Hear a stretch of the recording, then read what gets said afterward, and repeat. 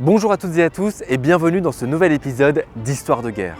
Aujourd'hui les amis, je vous propose de partir à la découverte d'un homme d'exception, Antoine de Saint-Exupéry.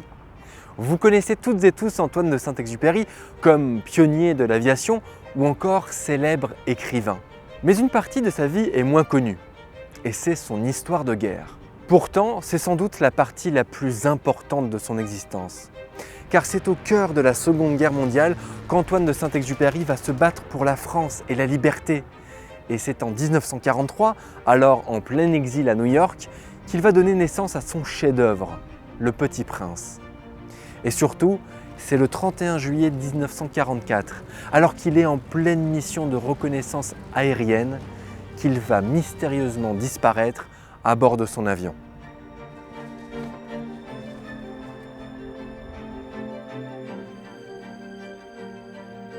Si je me trouve aujourd'hui au musée de l'air et de l'espace du Bourget, c'est que ces réserves contiennent des reliques exceptionnelles. Les pièces de l'avion sur lequel Antoine de Saint-Exupéry volait au moment de sa disparition. Pourtant, cet avion est resté introuvable pendant plus de 50 ans, jusqu'à un certain 7 septembre 1998 où un pêcheur marseillais va faire la découverte rocambolesque d'un indice. Mais avant de découvrir l'histoire de guerre d'Antoine de Saint-Exupéry, les amis, laissez-moi juste vous parler du partenaire sans qui cet épisode n'aurait pas pu être réalisé. Il s'agit de Revolut. Revolut, c'est une banque en ligne utilisée par 28 millions de personnes qui vous permet d'avoir un compte gratuit, en moins de 5 minutes, pour gérer vos dépenses de A à Z. Si comme nous, vous aimez bien voyager, Revolut est fait pour vous. En effet, vous n'avez pas de frais sur vos retraits et paiements à l'étranger et surtout, vous avez accès au taux de change interbancaire, soit un des meilleurs possibles. Avec l'application Revolut, vous pouvez échanger vos euros pour la devise de votre choix. Vous pouvez aussi directement utiliser votre carte et Revolut fera la conversion automatiquement au meilleur taux. Revolut, c'est aussi plein d'autres avantages. Vous pouvez par exemple bénéficier jusqu'à 30% de remise pour des marques grâce au cashback ou encore créer des cartes virtuelles à usage unique pour effectuer des achats en ligne en toute sécurité. Les amis, avec le lien qui figure dans la description, vous pouvez télécharger gratuitement l'application et Revolut vous rembourse vos 20 premiers euros dépensés avec votre nouveau compte. En plus, vous serez automatiquement inscrit à un tirage au sort pour gagner 1000 euros. Un grand merci à Revolut, et sans attendre, je vous propose de plonger dans l'histoire de guerre palpitante et émouvante d'Antoine de Saint-Exupéry.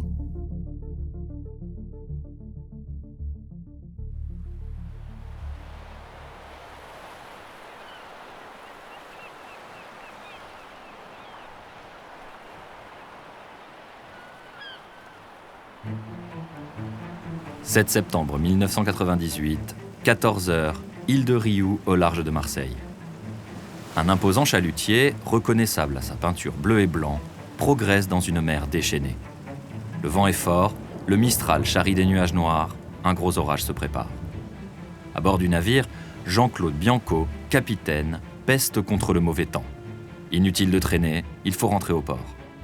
Sous une pluie battante, l'équipage de l'Horizon remonte les filets à la hâte et déverse la maigre cargaison de poissons sur le pont en même temps que les détritus. Soudain, Habib Benamor, un membre de l'équipage, s'arrête net, attiré par un petit éclat brillant. Il saisit l'objet, le frotte et le scrute. Un bracelet brisé. Intrigué, l'homme tend la trouvaille à Bianco, son patron, qui le nettoie avec du détergent. Un prénom apparaît, Antoine. Puis le nom complet surgit, Antoine de Saint-Exupéry. Stupéfait, Bianco se tourne vers ses membres d'équipage. Ils viennent de faire une découverte exceptionnelle, miraculeuse. Car Antoine de Saint-Exupéry, célèbre écrivain et aviateur, est porté disparu depuis 54 ans.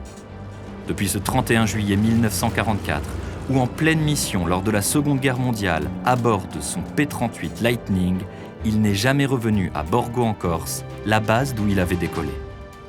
Jean-Claude Bianco et son équipage viennent-ils de mettre la main sur une relique de l'épave de l'aviateur disparu ? Une épave qui, depuis plus d'un demi-siècle, n'a jamais été retrouvée ? Ils l'ignorent, mais leur découverte hasardeuse va permettre d'élucider en partie l'une des plus grandes énigmes du XXe siècle.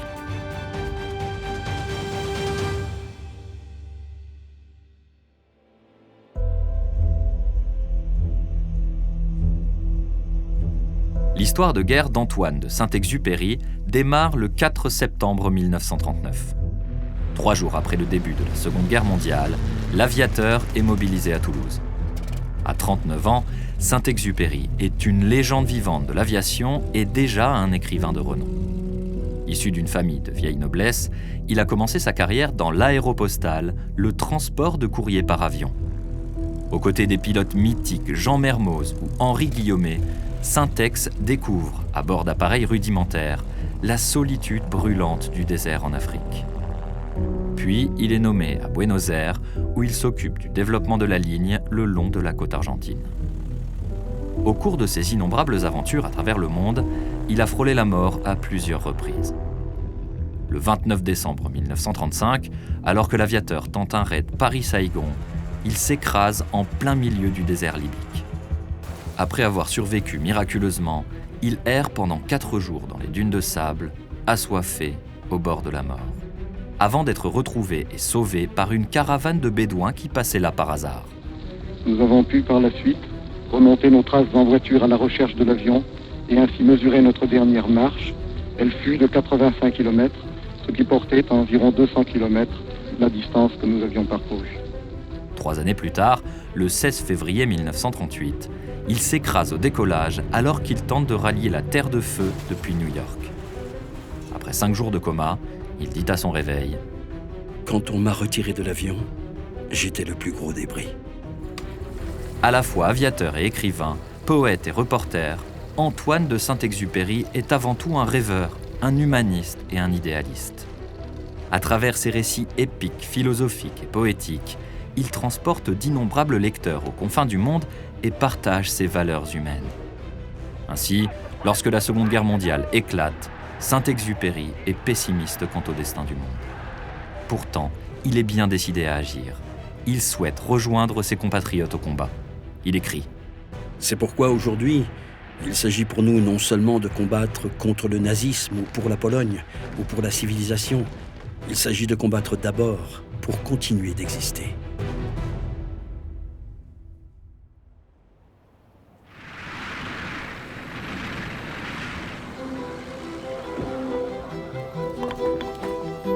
Mais au début du conflit, les fronts restent figés. Personne ne bouge. C'est la drôle de guerre.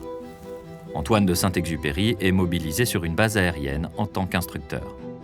Cloué au sol, il ronge son frein. Alors, le 26 octobre 1939, il écrit : « J'étouffe de plus en plus. L'atmosphère de ce pays est irrespirable. Qu'attendons-nous, bon Dieu ? Si je ne fais pas la guerre, je suis moralement bien malade. Je n'ai pas le goût de la guerre, mais il m'est impossible de rester à l'arrière et de ne pas prendre ma part de risque. C'est en participant que l'on joue un rôle efficace.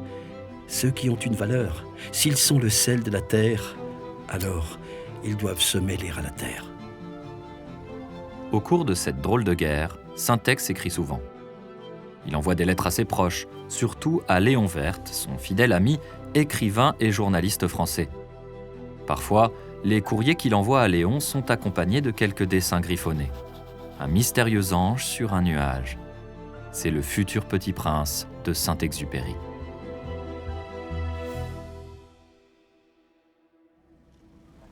Le 2 décembre 1939, l'aviateur est intégré au groupe de reconnaissance 233 sur la base d'Orconte dans l'Aisne.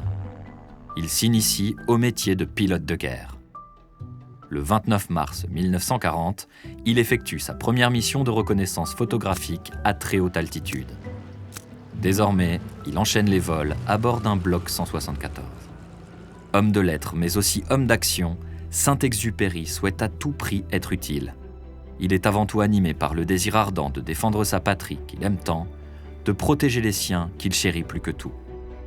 Dans une lettre qu'il fait parvenir à sa mère, Marie, en 1940, il écrit : « Maman chérie, je vous écris sur mes genoux dans l'attente d'un bombardement annoncé qui ne vient pas. Je pense à vous, et c'est sans doute pour vous toujours que je tremble. J'ai infiniment besoin de votre tendresse, maman chérie, ma petite maman. Pourquoi faut-il que tout ce que j'aime sur terre soit menacé ? Ce qui m'effraie bien plus que la guerre, c'est le monde de demain. Tous ces villages détruits, toutes ces familles dispersées. La mort, ça m'est égal.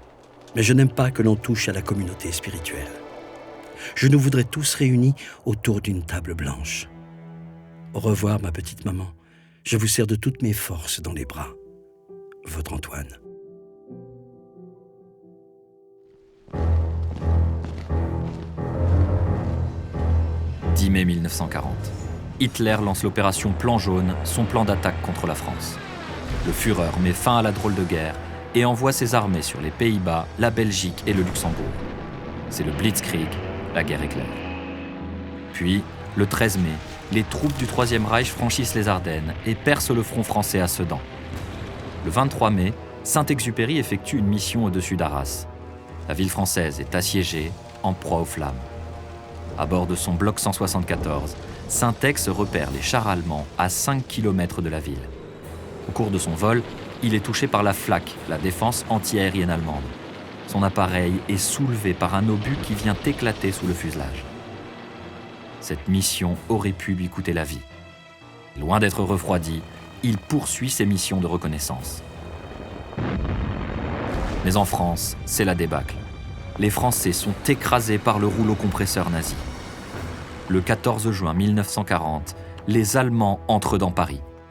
3 jours plus tard, le 17 juin, le maréchal Pétain demande l'armistice.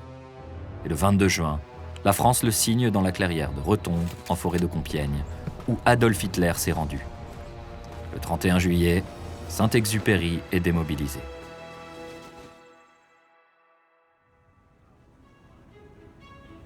À la fin novembre, Saint-Ex prend la voie de l'exil.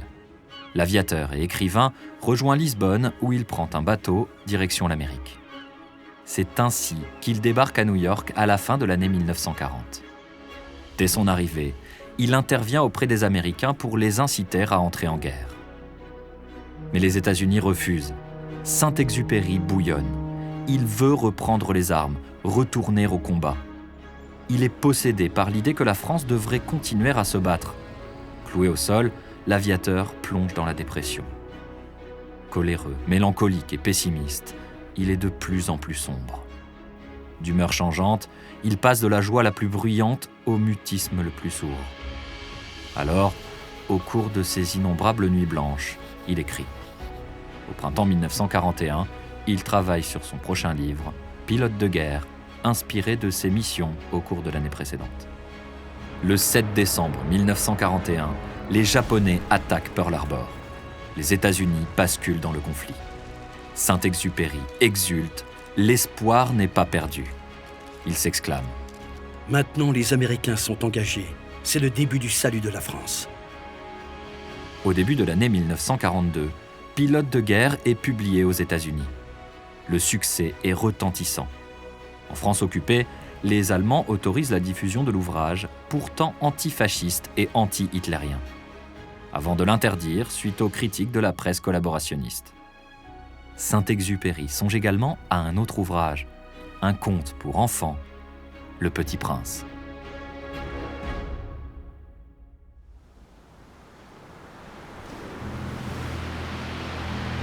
Le 8 novembre 1942, les Alliés lancent l'opération Torch. C'est le débarquement des Anglo-Saxons au Maroc et en Algérie. Les navires de guerre du régime de Vichy ouvrent le feu sur les Américains qui répliquent.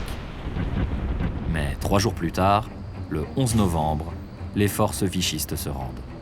Le Maroc et l'Algérie vont désormais pouvoir constituer une base majeure d'opérations pour évincer les Allemands et les Italiens d'Afrique, puis attaquer l'Italie avant de pouvoir envisager la libération du sud de la France. De son côté, Saint-Exupéry supporte mal de ne pas être sur le front.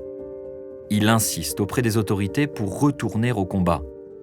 Mais son âge trop avancé, ses blessures trop nombreuses et sa popularité trop importante jouent en sa défaveur. Enfin, le 15 mars 1943, c'est la délivrance. Saint-Ex retourne à la guerre. Les autorités américaines se sont inclinées devant le prestige de l'écrivain français vivant le plus célèbre des États-Unis. Au moment de quitter New York, Saint-Ex a la joie de voir Le Petit Prince publié en anglais et en français. Ce conte universel deviendra le 3e livre le plus lu dans l'histoire après la Bible et le Coran. Anne Morrow Lindbergh, aviatrice et femme de lettres américaine, livre ses premières impressions le 29 mars 1943. Ces mots résonnent comme une prémonition. Son petit prince est un saint, pas un enfant. C'est un adulte au cœur d'enfant. Mais sa tristesse n'est pas celle de la guerre ou de la tragédie. C'est une tristesse intime, éternelle mélancolie, éternelle soif, éternelle recherche. Il ira au sacrifice, à la guerre, à la mort, convaincu d'y trouver la réponse, qui ne s'y trouve pas.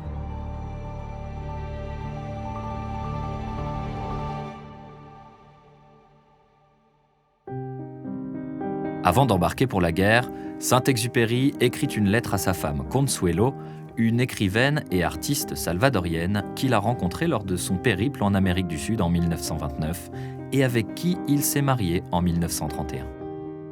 Voyez-vous, Consuelo, j'ai 42 ans. J'ai subi des tas d'accidents et je pars quand même. Je ne puis supporter d'être loin de ceux qui ont faim.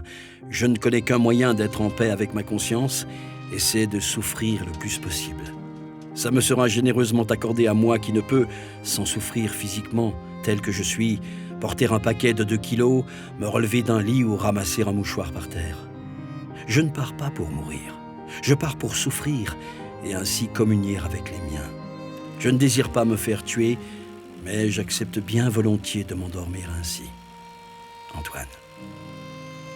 Les époux ne se reverront jamais.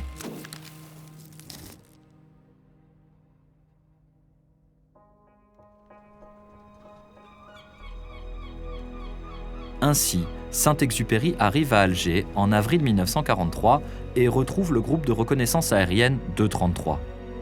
Il découvre le Lockheed P-38 Lightning, son nouvel avion. Fleuron de l'aviation américaine et véritable bijou de technologie, l'appareil est un des plus rapides du monde. Il vole à plus de 10 000 mètres d'altitude, là où il fait moins 30 degrés et où l'oxygène est rare. Seul problème, la limite d'âge pour le piloter. 30 ans. Syntex en a 43.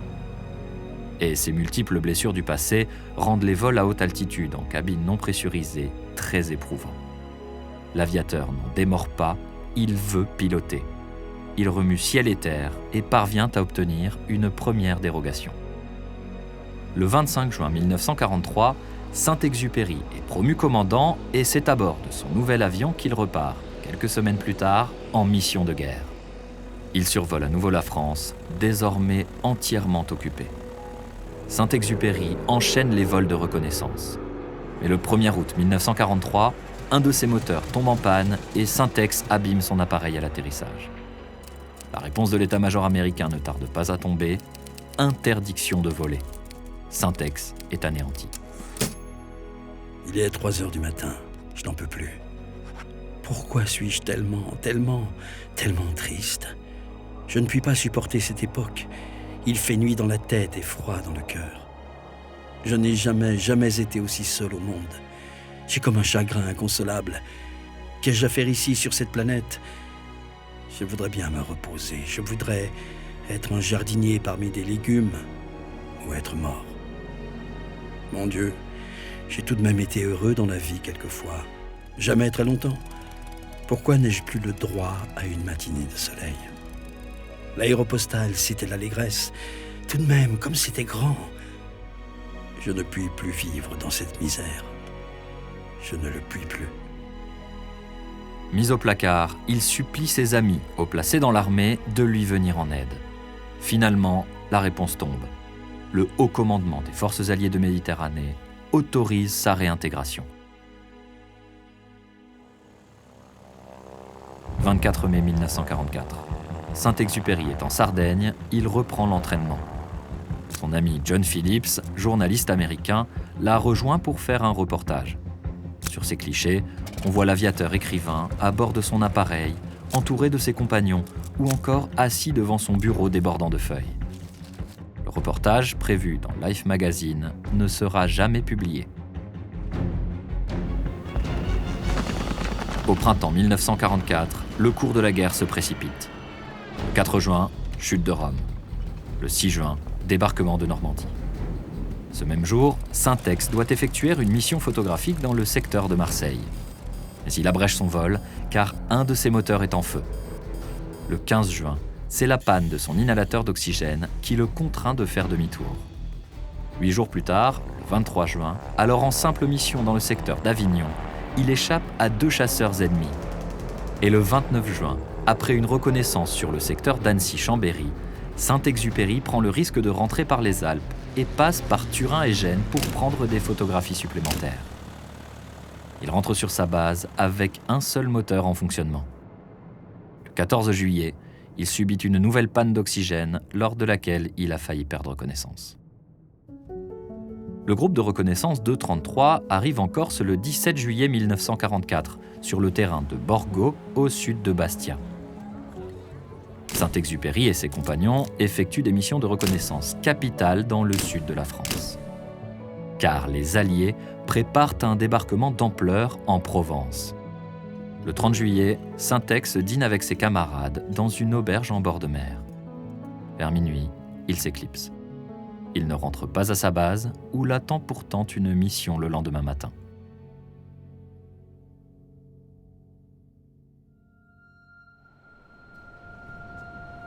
« 31 juillet 1944, 8h45 du matin, aérodrome de Bastia-Borgo. Un homme s'avance sur la piste.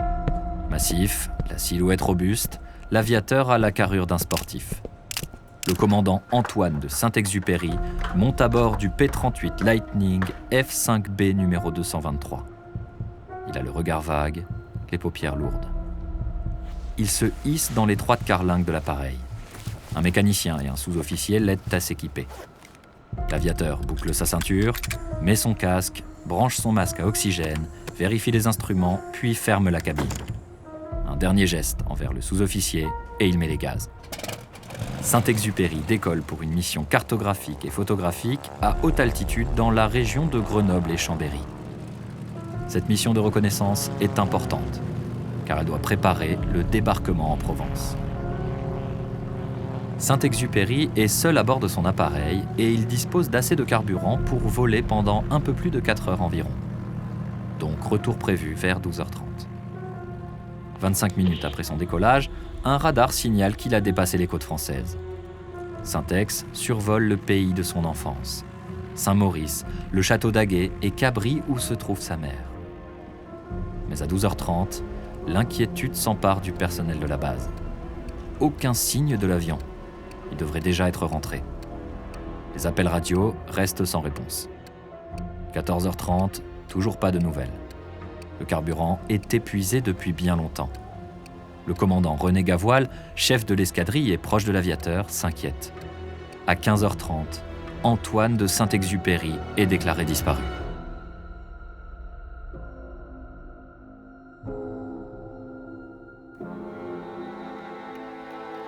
Dans le journal de marche du 233, ses camarades écrivent. Un bien triste événement vient ternir la joie que tous éprouvaient à l'approche de la victoire. Le commandant de Saint-Exupéry n'est pas rentré. Nous perdons en lui non seulement notre camarade le plus cher, mais celui qui était pour nous tous un grand exemple de foi. Nous pensons tous à cette joie qu'il n'aura pas de rentrer en France libéré avec nous. Dans la chambre d'officier d'Antoine de Saint-Exupéry, on retrouve 2 lettres écrites peu de temps avant sa disparition. L'une d'elles est destinée à Pierre Dalloz, un des fondateurs du Maquis du Vercors et ami proche de Saint-Ex. Ce sont les derniers mots de l'aviateur.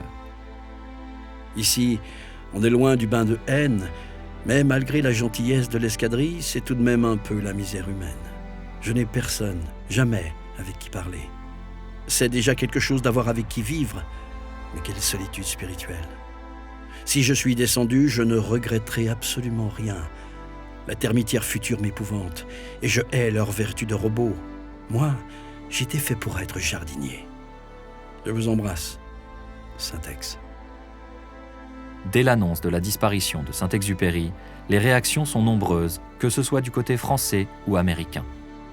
Léon Werth, fidèle ami à qui Saint-Exupéry a dédié son Petit Prince, apprend la disparition de son compagnon le 9 août 1944. Il écrit. 11h du soir, j'écoute vaguement la radio.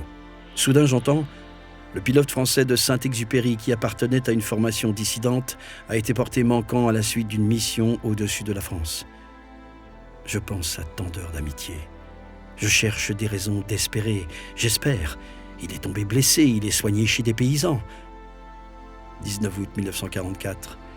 J'ai lu et relu 10, 20, 100 fois l'atroce nouvelle. Je ne peux y croire. Même chez les Allemands, la nouvelle de la disparition du célèbre aviateur et écrivain provoque une onde de choc. Car Saint-Exupéry a inspiré de nombreux pilotes et créé des vocations, y compris au sein de l'armée de l'air allemande. Le lieutenant Georg P. de la Luftwaffe se rappelle.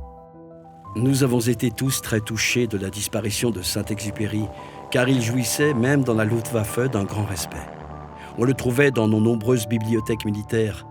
Que l'on ait trouvé les livres de l'antifasciste Saint-Exupéry sur les étagères de la Luftwaffe de Hitler, c'est une de ces nombreuses contradictions de la vie et de l'œuvre de cet homme, qui jouissent d'une admiration quasi religieuse.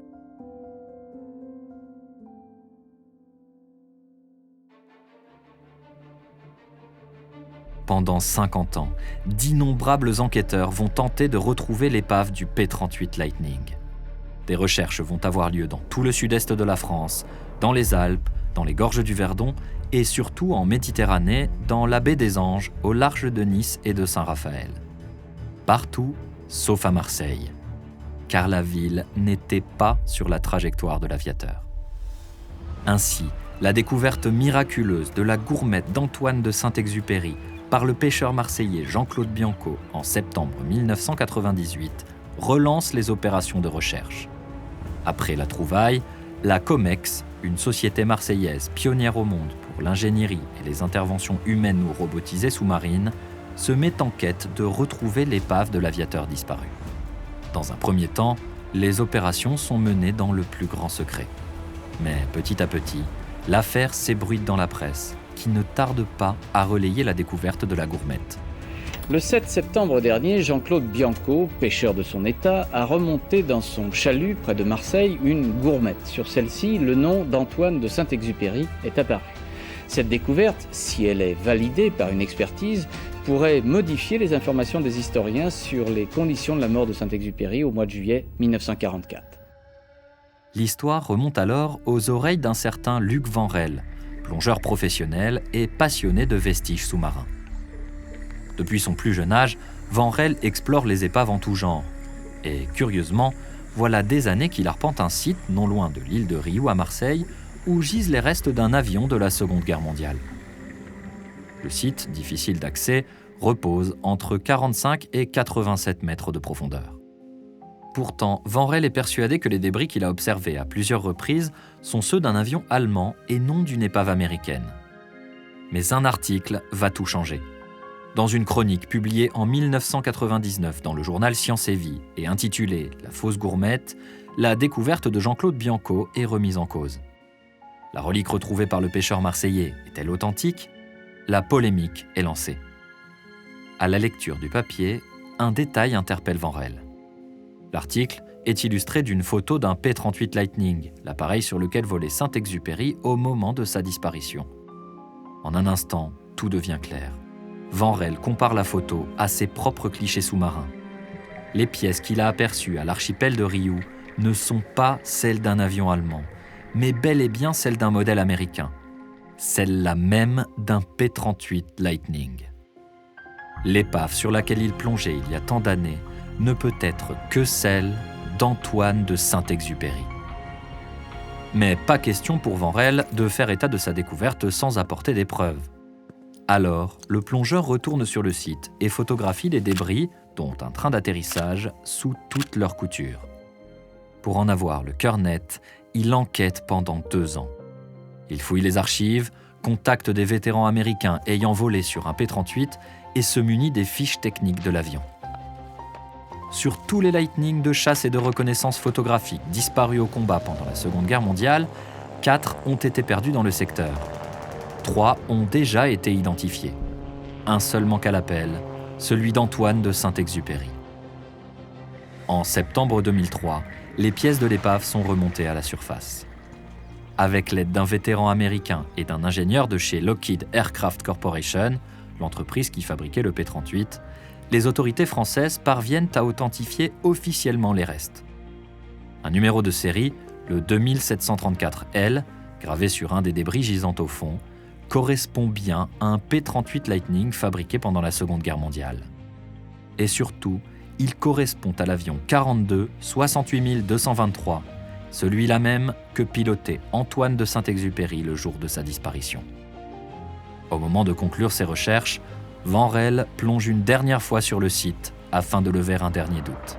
Il raconte. Je voulais vérifier quelque chose. Dans l'avion, il y avait un petit coffre à bagages pour le pilote. J'aperçois un chiffon blanc. En rentrant dans l'épave, j'arrive à le décrocher. Je me dis qu'un mécanicien a dû laisser là un bout de tissu avant le décollage et que ce n'était pas bien sérieux. Mais quand je l'ai à la main, je m'aperçois qu'il s'agit d'un foulard de soie de très bonne qualité avec un liseré noir. Un bas de femme qui a été transformé en écharpe. Il y a encore le nœud pour la nouer autour du cou. Je suis dans un désert sous-marin, entouré de tôles. Je fais l'analogie avec la couverture du Petit Prince, avec ce foulard qui flotte au vent. Je le mets autour de mon cou. Et je me dis, mon Dieu, c'est Saint-Exupéry. C'est son tombeau.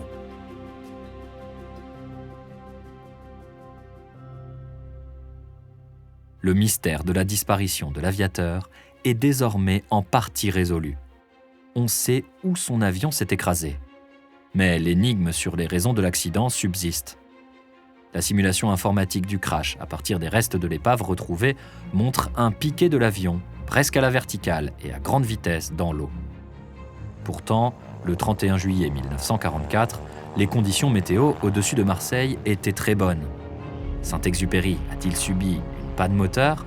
A-t-il été ciblé par la FLAC, la défense antiaérienne allemande ? Ou bien a-t-il été abattu par un avion allemand ? Aujourd'hui encore, le mystère demeure entier. Certains ont regretté que l'épave d'Antoine de Saint-Exupéry ait été retrouvée. Ils auraient préféré que Saint-Exupéry s'évapore mystiquement dans l'univers, comme son petit prince.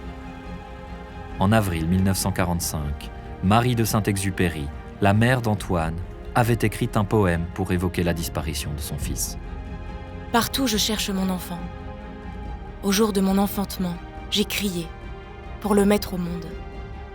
Et je crie encore aujourd'hui, quand je ne sais plus rien de lui. Plus rien. Même pas une tombe.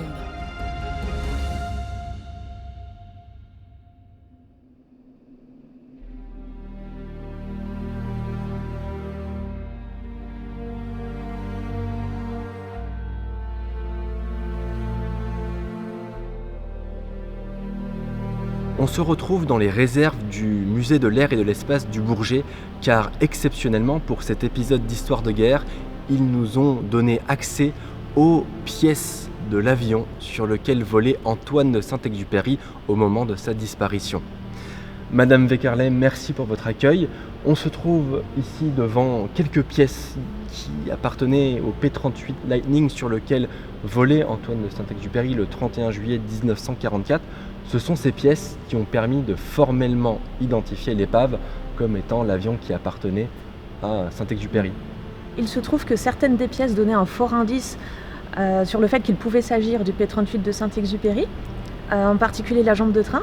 Et surtout, a été découvert également un morceau de panneau du turbocompresseur qui portait un numéro usine apposé sur les chaînes de montage de Lockheed, le constructeur. Et ces éléments-là ont permis d'être sûr et certain qu'avait été découvert le bon avion. Ces pièces sont des reliques très précieuses. Elles sont, avec la gourmette, les dernières pièces qui ont appartenu à Antoine de Saint-Exupéry. Que représentent ces pièces pour le musée du Bourget ? Alors, c'est un petit bout de l'histoire du Bourget, puisque Saint-Exupéry, quand il avait fait son service militaire et obtenu son brevet de pilote pendant son service, il était passé notamment par le 34e régiment d'aviation qui était installé au Bourget. Madame Weckerle, merci pour ces précisions au sujet de ces pièces, ces précieuses reliques. Quant à nous, je vous propose de poursuivre notre visite du musée du Bourget avec de nouvelles révélations sur l'affaire Antoine de Saint-Exupéry.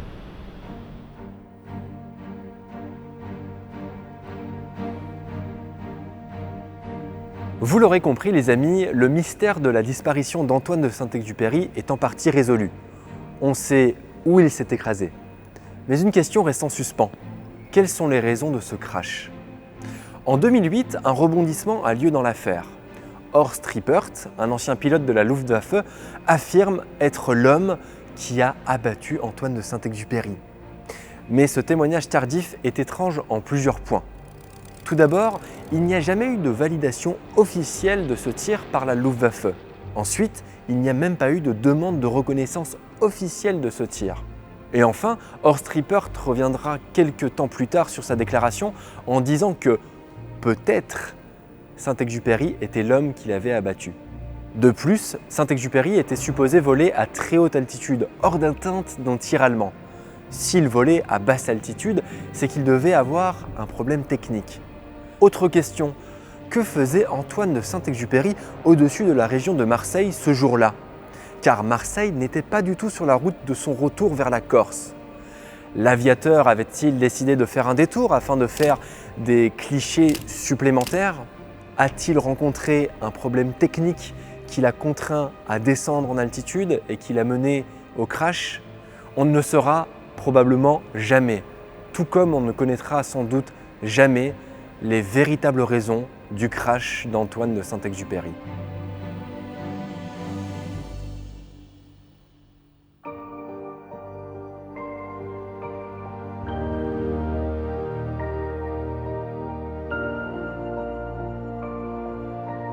Les amis, on arrive à la fin de cette vidéo. Cet épisode d'Histoire de guerre n'aurait jamais pu voir le jour sans l'aide précieuse de la Fondation Antoine de Saint-Exupéry pour la jeunesse et plus particulièrement Monsieur Alexandre Tanaz. Ils nous ont fourni énormément de photographies personnelles d'Antoine de Saint-Exupéry, ce qui nous a permis de sublimer notre reportage. Merci aussi à Luc Vanrel, le plongeur qui a découvert l'épave d'Antoine de Saint-Exupéry, qui nous a lui aussi transmis ses archives personnelles. Et évidemment, merci au Musée de l'air et de l'espace du Bourget d'avoir accueilli notre tournage. Si jamais l'aviation ou la conquête spatiale vous intéresse, n'hésitez surtout pas à venir sur place pour découvrir le musée et ses collections. Enfin, un grand merci à Revolut, notre partenaire, pour sa confiance et pour avoir sponsorisé cet épisode d'Histoire de guerre très spécial. Les amis, j'espère sincèrement que cet épisode d'Histoire de guerre vous aura plu. On a passé ces derniers mois à se plonger dans l'œuvre d'Antoine de Saint-Exupéry et à lire tous les courriers qu'il a pu écrire pendant la Seconde Guerre mondiale. On a été très touchés par sa personnalité, son humanisme ou encore sa sensibilité et on espère vous l'avoir retransmis du mieux que possible. En tout cas les amis, n'hésitez surtout pas à nous dire dans les commentaires ce que vous avez pensé de cette vidéo. C'est très important pour nous, on lit tous vos messages. Je vous dis à très bientôt pour un nouvel épisode d'Histoire de guerre sur cette chaîne YouTube et d'ici là, portez-vous bien.